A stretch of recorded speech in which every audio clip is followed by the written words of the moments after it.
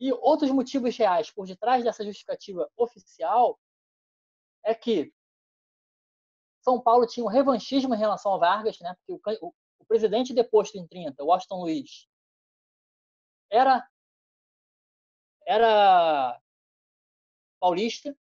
O presidente eleito, que tinha ganhado a eleição de Vargas, era também paulista, né? Era o Júlio Prestes.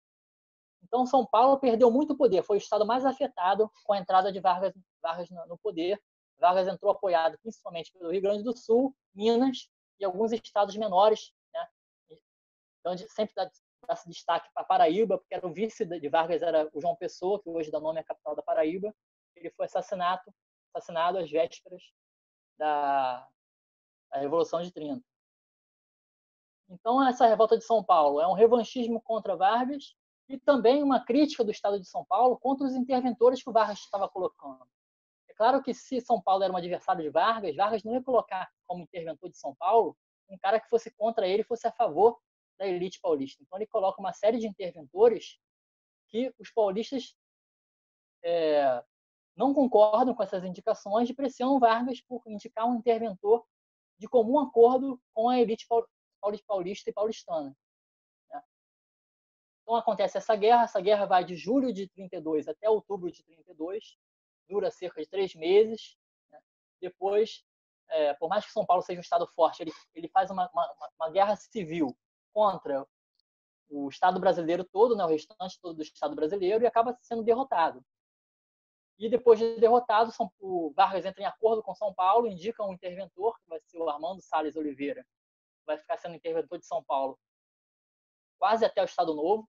Né? Ele só sai no início de 37, quando ele queria se candidatar à presidência da República, nas eleições que acabaram não acontecendo. Então ele fica mais ou menos aí 4, 5 anos como interventor. Então, São Paulo faz as pazes com Vargas logo depois da revolta constitucionalista.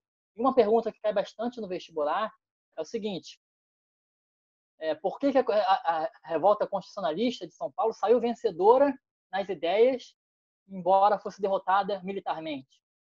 E a resposta é justamente essa: que apesar de ter perdido a guerra, São Paulo consegue o objetivo dele, consegue a indicação de um interventor que eles queriam e consegue que Vargas convoque, né, uma Assembleia Nacional Constituinte. Pressionado com uma guerra, Vargas acaba, com medo de acontecer outras revoltas no Brasil inteiro e outros estados, ele acaba convocando uma Assembleia Nacional Constituinte para a criação de uma nova Constituição. Então, a Guerra Civil, né, a Revolução de São Paulo, embora tenha sido derrotada nas armas, foi vitoriosa no campo das ideias.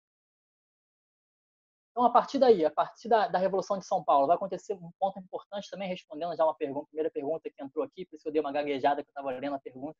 Eu ia te falar agora. O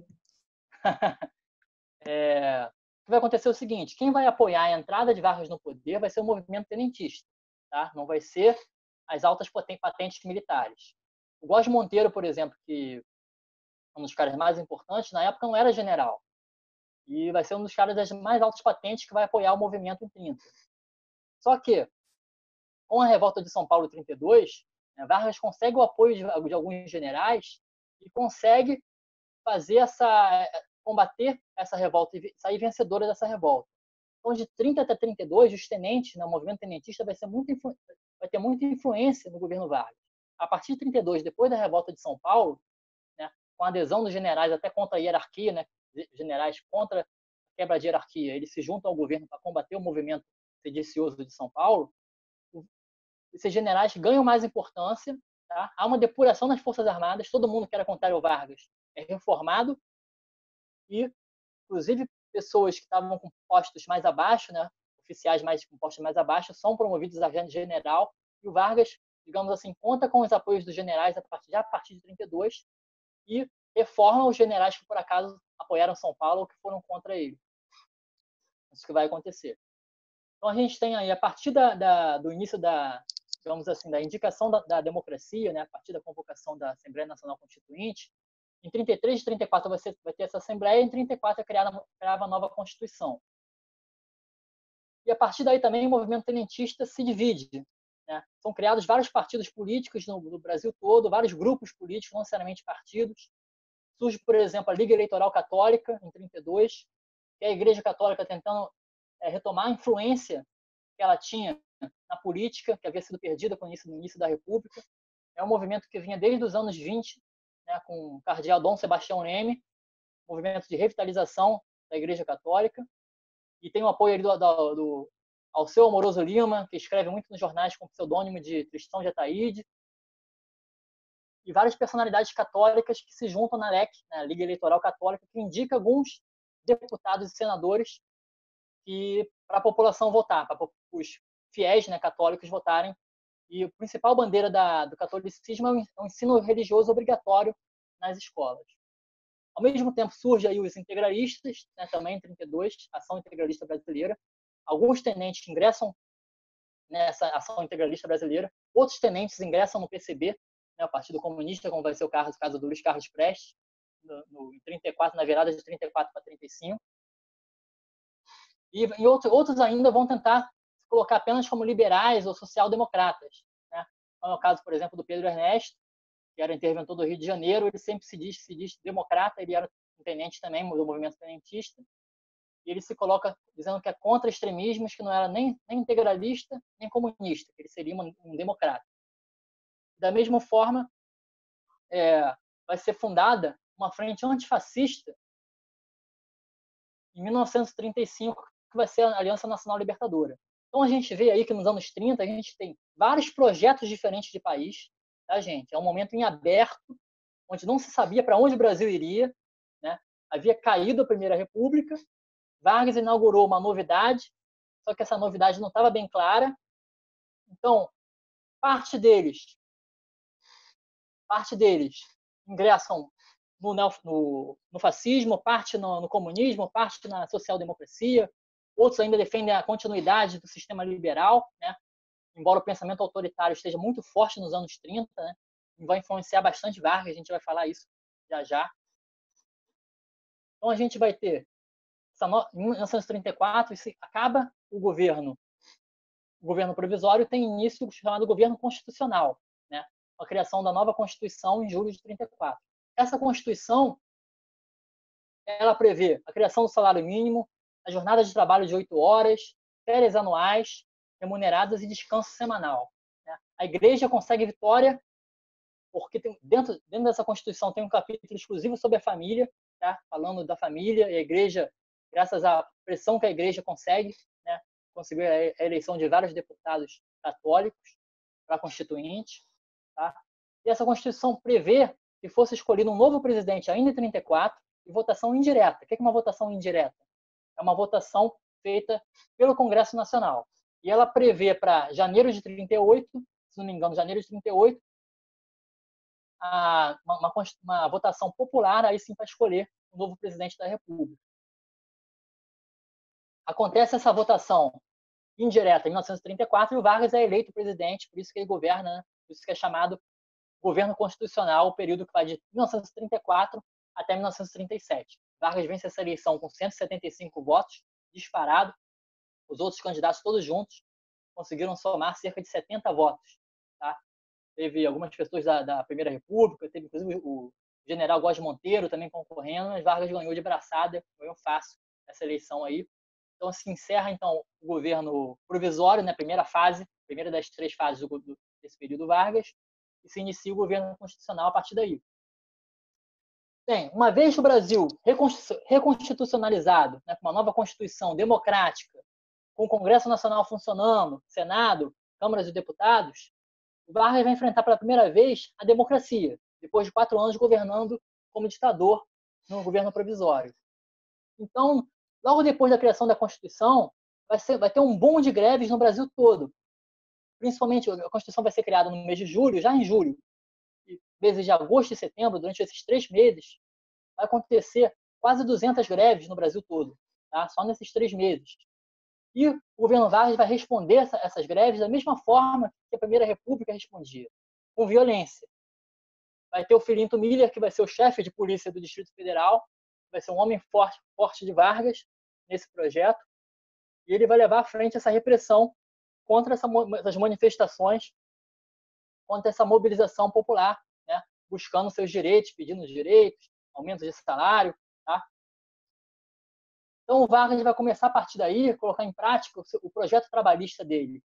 Apesar de se falar muito do trabalhismo no Estado Novo, de fato, a CLT, né, a consolidação das leis trabalhistas, vai acontecer em 1943, mas o projeto de Vargas para os trabalhadores começou desde 1931. Tá? Em 1931, ele cria, né, o Ministério do... O Lindolfo Collor assume o Ministério do Trabalho. Lindolfo Collor mesmo é avô desse Fernando Collor, que foi nosso presidente, sofreu impeachment. Então, Lindolfo Collor, vocês verem que sempre são as mesmas famílias que vão ficando no poder. Você pegar 100 anos atrás, 150 anos atrás, você encontra os mesmos sobrenomes que você encontra hoje no Congresso Nacional. Então, Lindolfo Collor, mas ele foi um bom ministro na época do trabalho. O professor Orlando de Barros escreveu um artigo sobre ele, bem interessante, no livro chamado As Esquerdas do Brasil. E é criada ali a forma de você... O Ministério do Trabalho, Vargas nomeia ele como o Ministério da Revolução, de tanta importância que esse ministério teria. E a estratégia era o seguinte: seriam criadas as leis trabalhistas, né, para os trabalhadores, mas os trabalhadores teriam que estar vinculados ao Ministério do Trabalho. Isso era uma forma do governo controlar os trabalhadores, de impedir que os sindicatos fossem autônomos. Por quê? Aí eu lembro do que eu falei no início da minha fala aqui. Aconteceu a Revolução Russa, havia um medo de uma revolução socialista, tinha um PCB nas ruas. Então o governo queria ter controle sobre essa massa de trabalhadores. Então o Vargas, ele coloca que para você ter direito às leis trabalhistas, você tinha que estar afiliado num sindicato que fosse reconhecido pelo Ministério do Trabalho, tá, gente? E, com isso, os sindicatos, para poder ter direito às leis trabalhistas, eles pediam um reconhecimento do Ministério do Trabalho, mas o Ministério do Trabalho só reconhecia os sindicatos que lhe fossem favoráveis. Para vocês terem uma ideia, em 1934, iam acontecer as primeiras eleições em outubro de 34, eleições diretas mesmo, o povo votando, as eleições municipais.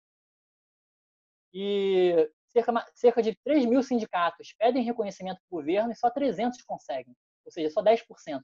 90% dos sindicatos que existiam já com autonomia, eles são rejeitados pelo governo, passam a ficar na ilegalidade e passam a ser perseguidos, e seus líderes são presos pelo governo Vargas.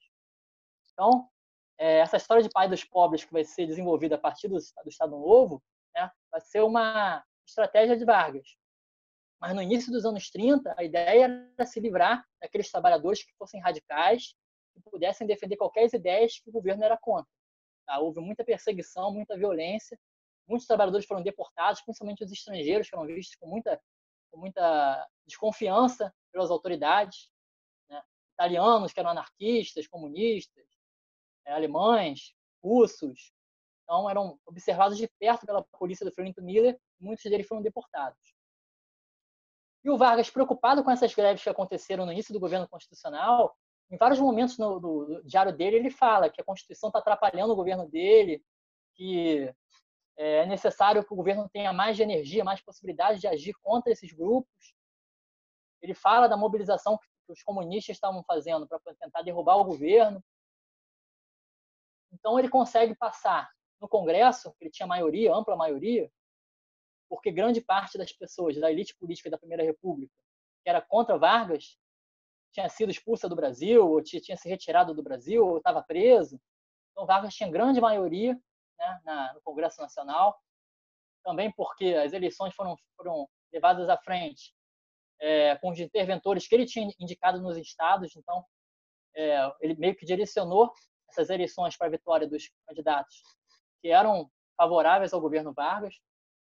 Então, ele consegue maioria no Congresso e aprova a primeira Lei de Segurança Nacional do governo da história do Brasil, né? Essa Lei de Segurança Nacional vai ser muito copiada, parte dela, né, modificada em alguns aspectos, mas em o que tem de mais essencial, ele vai ser copiado depois pelos militares de 64. Então, o Vargas, ele entra com esse projeto da Lei de Segurança Nacional. Essa lei era apelidada pelos trabalhadores de Lei Monstro, que era uma lei que impedia manifestações, restringia o direito a manifestações nas ruas. E essa lei é aprovada e assinada no dia 4 de abril de 1935.